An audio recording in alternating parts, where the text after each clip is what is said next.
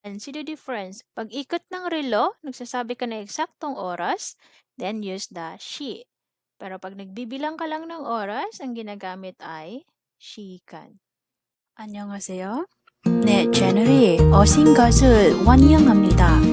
Welcome to my channel. If you're new here, you can click the subscribe button, the bell button, then choose all to get notified in all the videos I'm going to upload. Okay, so ang topic natin ay how to read time in Korean. Okay, sa English time natin, ang pattern natin ay hour muna, minute, second na sa dulo yung unit or AM or PM. Okay, sa Korean time naman, mauuna yung unit, okay, hour, minute na sa dulo yung second. Okay, so classifier. So classifier, ito yung ginagamit natin to identify ano yung mga numbers na binabanggit mo. So sa Korean, ang hour ay dalawang klase.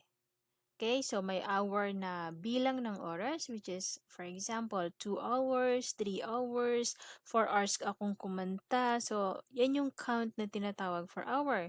So, meron din tayong hour na tinatawag sa clock, yung ikot ng relo. So, ito yung tinatawag nating 2 o'clock, 4 o'clock. Okay? So, magkaiba sila ng term na ginagamit. So, when I say hour na count or bilang ang tinutukoy, 시간. Okay? 시간. So, yung hour naman na ikot ng relo, when I say 2 o'clock, ang ginagamit for the word clock ay 시. Okay? When I say 시간, that is hour which is bilang ng oras. When we say hour na o'clock, okay, run of the clock, 시 ang ginagamit nating term. So, sa minute ay 분.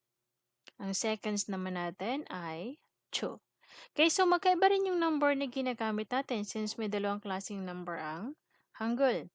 So, ang hour natin is either count or clock. Okay, so pure Korean number ang ginagamit. Yung minute at saka second naman natin sa Korean number naman ang ginagamit. Okay? For the unit, ang AM ay ojon, ang PM ay oho. So, pareho silang nagsisimula sa O. So ang pattern natin, maunang unit, hour, minute, and nasa dulo ang seconds. Okay? So, yun siya. Sa hour, pure Korean, minute, and second ay Sino-Korean number. Okay? Next is pattern. So, ang pattern lang natin is number plus classifier. Okay? So, say number, kagaya nito. Ito is the number 2 in Korean. Ito naman is hour in Korean. So, number, classifier. So, when you say minute, so ang minute natin is eto, number, kasi number classifier, number, etong red ang classifier. Okay, etong seconds, ang pal natin, ito ang number, seconds natin ang classifier. Okay, so always number classifier, number classifier, number classifier. Madali naman siyang ma-identify kasi meron siyang color. Kung hour lang ang hiningi sa'yo, say 2 o'clock. So, o'clock ang ginagamit natin. Ang o'clock natin is, eto, she. Okay? So, hindi naman tayo nagbibilang 2 hours, kundi 2 o'clock, ikot ng relo. So, 2 o'clock, ang 2 natin ay 2. Ang o'clock ay, eto, she. When we say 2, 2, she ay o'clock. So, 2 o'clock ay 2 she. Alright? When I say 3 o'clock, so ang 3 ay se, ang o'clock ay she, si she. When I say 5 o'clock, ang 5 ay tasot, ang o'clock ay she, tasot she. Okay? When I say 4 o'clock, ang 4 ay ne, ang clock ay she, ni she. Alright? Now, for the minute, okay, for example, 15 minutes. Okay, so eto siya. Walang hour, minute lang. So, 15 minutes, ang 15 natin ay shib u. Okay, shib u. Ang minute naman natin, eto, pun. Shib u pun. Okay, yun na. So, ang 15 ay shib u. Okay, ang pun naman natin ay minute. Kasi shib u pun, that is 15 minute. Shib 15, pun is minute. Shib u pun, 15 minute. Now, for the second, So, ang second naman natin, eto nasa sa dulo, walang minute, ay walang hour, walang minute, plain, second lang, 8 seconds. So, ang second natin ay Sino din ang ginagamit na number. Sino Korean number. So, ang 8 natin ay pal. Ang second natin, eto, saan? Eto, chu, chu. So, pal, chu, pal, chu. 2 seconds. Ang 2 ay ang second ay chu. Chu. Okay, when I say 3 seconds, ang 3 ay sam. Ang chu ay second. Kung complete pattern naman ang hiningi sa'yo, it means meron siyang hour, minute, at saka seconds. Ito madalang namang hingiin, pero at least dapat alam natin. Okay, so na say, 2 o'clock, 15 minutes, 8 seconds. So, paano natin isusulat? First, kagaya ng kanina, unahin natin yung hour. So, ang hour is 2. Okay, etong she ay count o classifier ng o'clock. So, when you say 15 minutes, ang 15 ay shibu. Okay, ang minutes ay pun. When you say 8 o'clock, ay 8 o'clock, 8 second. So, ang 8 second ay pal. Okay, so number, classifier. Number, classifier, number, classifier. Right? Just in case meron siyang specific AM, kasi meron tayong 24-hour format. Okay, kung halimbawa 12-hour format ang ginagamit mo, so you need to write AM or PM. So, ang AM natin, dito mo siya isiksik sa una. Since ang place niya ay pinakauna, so this is the AM, hour, minute, second. Alright?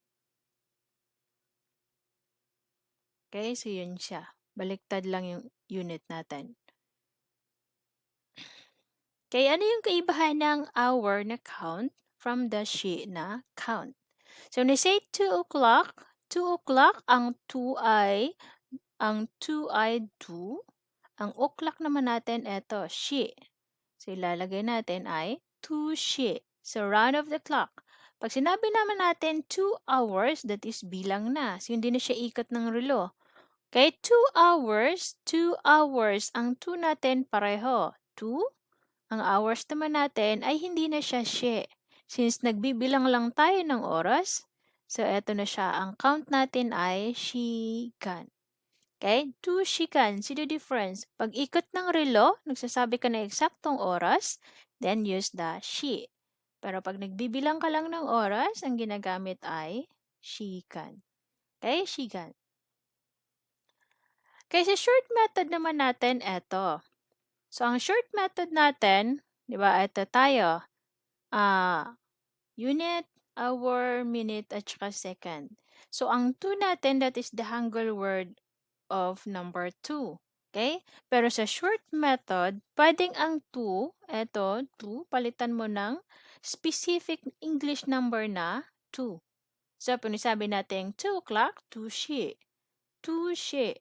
Pero hindi mo siya pwedeng basahin na 2. 2 na number 2 or mo siya 3. 3 shi, 4 shi, 5 shi. Hindi pwedeng ganon. Okay? This is short method ng pagsusulat lang. Okay? Pwede mo siyang i-replace yung Hangul word. Pwede mo i-replace ng number. Pero hindi pwedeng basahin in English. So, pag nakita mo siya, ganyan ang format niya, basahin mo siya in Hangul. What is 2 in Hangul? Okay? So, ang 2 ay 2. Palitan natin. So, ang basa ay 2. 2 shi. Ito, shibu. Shibu is 15. So, palitan natin siya ng specific na 15 na number. So, ang basa hindi 15 bun, kundi shib, bun. Shib, bun. Okay? Na-say 8. 8 seconds. So, ang 8 palitan natin ng eksaktong number. So, hindi siya 8 chu. That is pal chu. Okay? Ayan siya.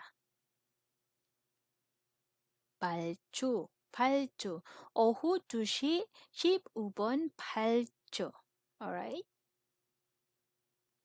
So, pag hiningi sa'yo, specific na oras lang, then use the 2시, 3시, 4시, 5시. So, 5 is 5. Nasi 8, 8 o'clock. Ang 8 ay yodel, yodel시, yodel시, yodel시입니다. Right? Kung minutes is the same. Just give the minute.